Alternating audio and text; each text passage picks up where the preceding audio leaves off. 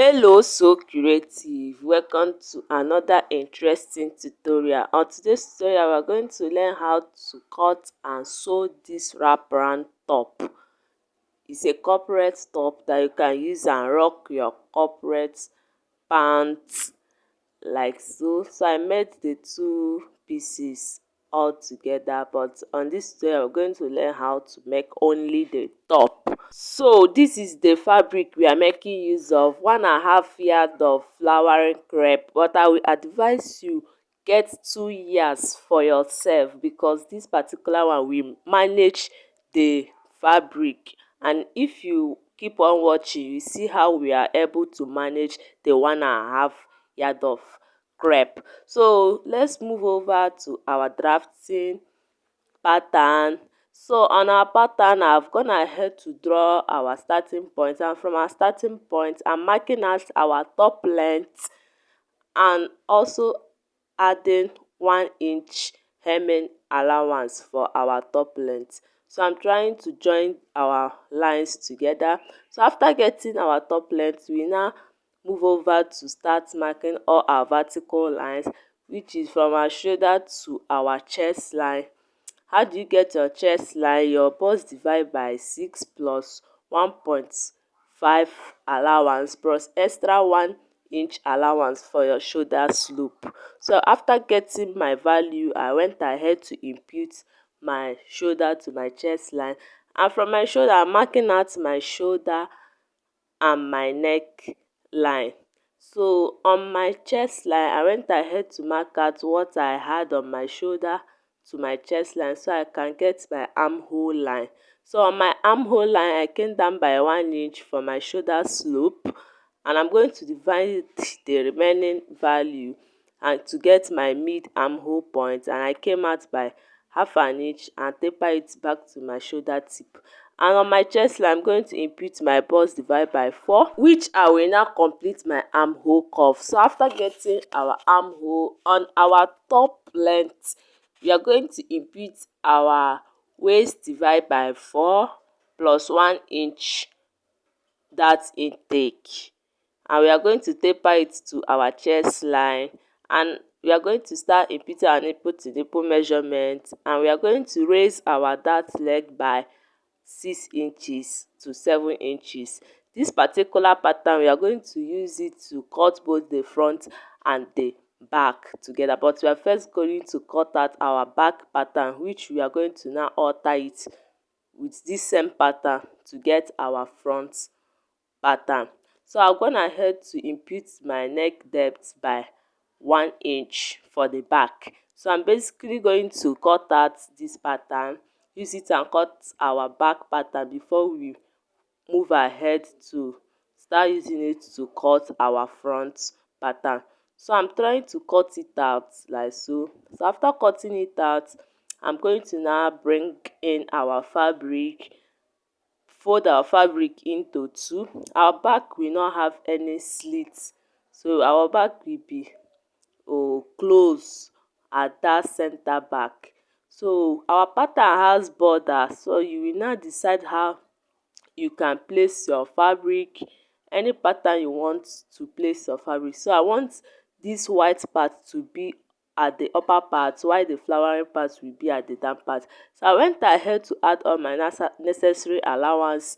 By the side I added 1.5 seam allowance, and at the other part I added half inch allowances. So I went ahead to cut out my pattern and notch my dart leg. Don't forget to notch your dart leg so that you know where your dart is. So after getting our back pattern, we are going to now start working on our front pattern with the same pattern.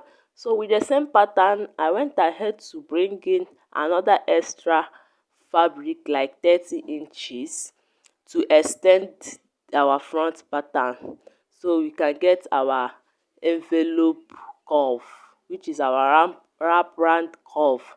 So on the shoulder tip I went down by 9 inch, which is the neck tip, and at the end of my pepper I came up by 2 inches.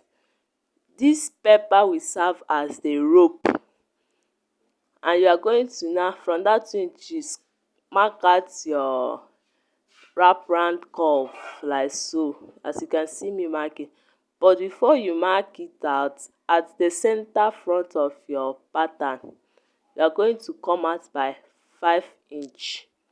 So it will give you an edge so that you will know how you are going to curve that envelope side.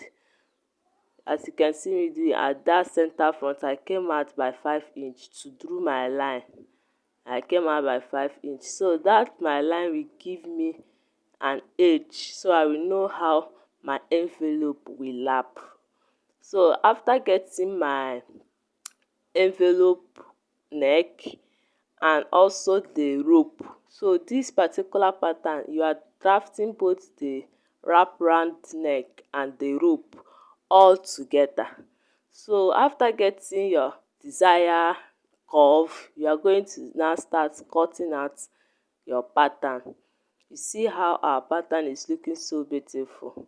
So this is just it. You are going to now cut it out.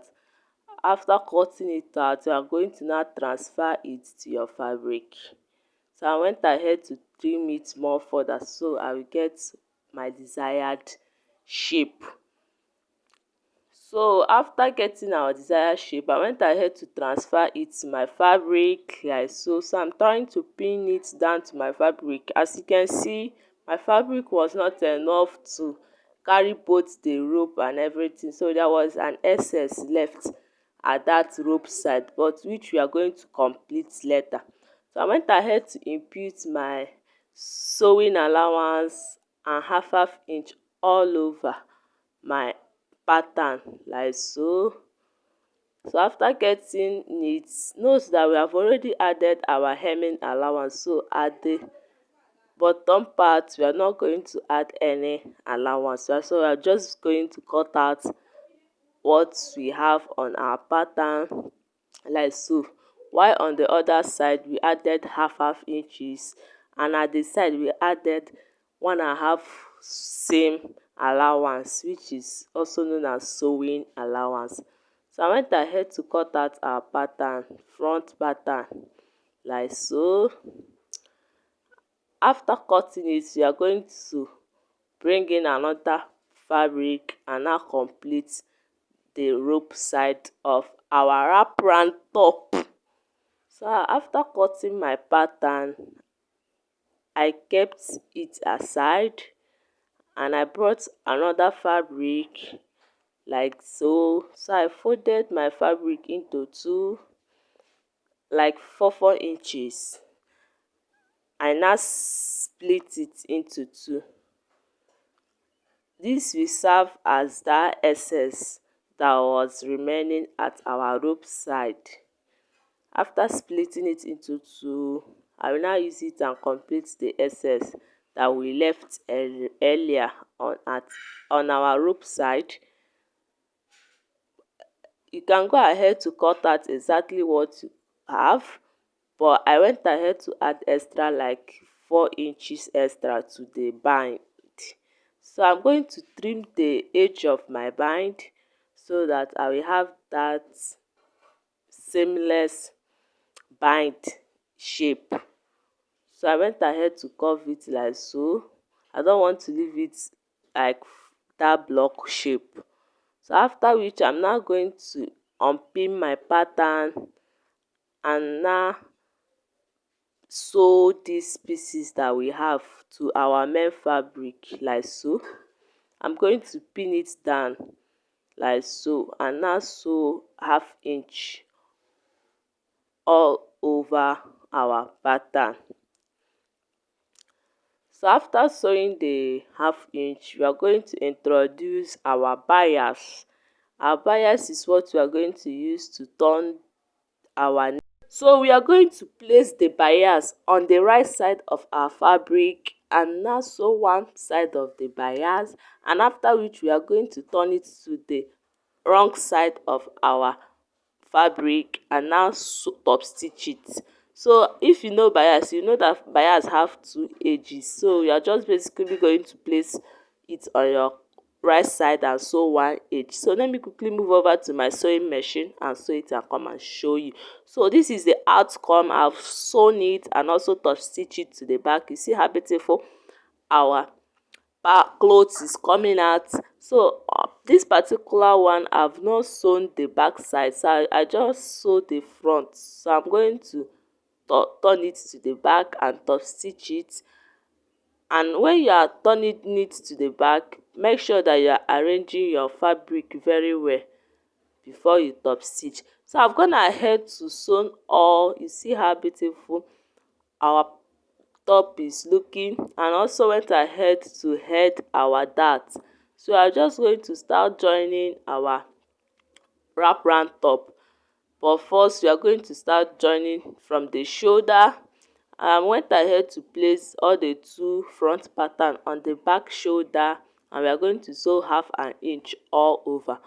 While on the side, we are going to mark out the 1.5 inch we added earlier, and we are going to now sew it. So on the one side of our top, either the right or the left, you are going to choose which one is convenient for you. We are going to add like an opening on one side of the side of our top. So one side of our top, I'm coming down by 10 inches, and from that 10 inches I went down by 2 inches, and I will now sew from my armhole to that 10 inches and all the way to the remaining part of our gown. So I've gone ahead to hold the shoulder, and this is what I just did. From that armhole I came down by 10 inches, and after I reached to that 10 inches I stop stitch it, and now leave 2 inches and complete my sewing. You can see that there is an opening at one side of my top, so I'm just going to close it by top stitching, after which we will start hemming the down part of our top. So I've gone ahead to hem it by 1 inch that we left earlier, and as you are going all the way to the rope side, you'll be coming out small small until you hem all your top, both the rope side and everything. So this is the outcome of our beautiful gown. So I've gone ahead to sew everything. So we start working on our sleeve. As you can see the opening side, so I just pass my rope at that opening side that we created earlier. You see how beautiful our top is looking. So if you follow this procedure, this is how it's beautiful your own top is going to look. So let's start working on the sleeve. Our sleeve have bare sleeve, but our fabric was not enough, so I have to maneuver it to also get my bare sleeve. So this is where the management of fabric came to play. So if you want to follow me and manage the fabric, you can as well buy 1.5, but if you can't, buy 2 yards of fabric. So this is my sleeve. The remaining fabric, I went ahead to cut my basic sleeve. Like I mark out the length of my sleeve, give it my sleeve curve, and just cut that just straight. I did not measure that other part, I just went ahead to cut it just straight. So after getting my sleeve, the hem side, I gave it like a flare curve. I gave it like a flare curve on that hem side. So after cutting it out, I went ahead to cut out like 5 inches long strip of fabric, which I added at both sides of our sleeve, so that I will have a bigger volume to create that my best sleeve hand that you saw on our video. So this is basically how I maneuver my fabric and get that best sleeve. So this is it. I went ahead to add 5 inches extra pieces at both sides of our sleeve, and which after I now sewed it to our top. So this is how our top came out to be, but after ironing it, the pieces that I added on the sleeve lay very flat. It was not even showing that I added pieces on it. and my client love it so much. She was so happy and she kept on thanking me throughout her fitting time. Thanks for watching and don't forget to like and subscribe. Bye.